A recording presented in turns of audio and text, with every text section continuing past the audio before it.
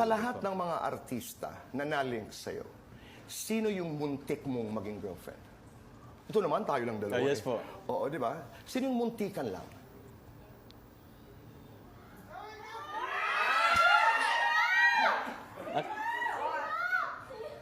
Dalawa po eh. Dalawa. Sino? Si Winwin po and Julie. Okay. Okay. Win-win, bakit hindi natuloy? For some reason po, because of work, busy siya, busy rin po Okay. ako. Si Julie, bakit hindi natuloy? It was my fault po, Tito Boy. Parang I decided to mag-focus na lang po talaga muna sa work. And Okay. yun po yung hiningi ko po ng sorry yun sa kanya. It was a long time of parang naiwan ko po siya. Okay.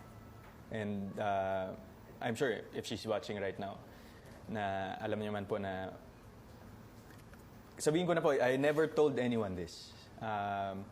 Yung part po kasi kay Julian, yun po yung parang pinaka mabigat.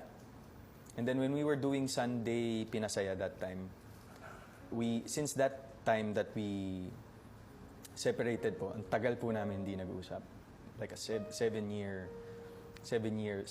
almost, ganun po katagal. Okay.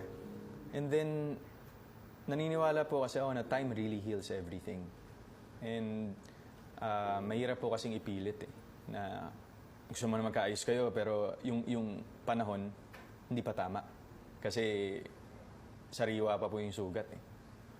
And hindi po natin madidikta sa puso natin kung kailan gagaling yun. It really depends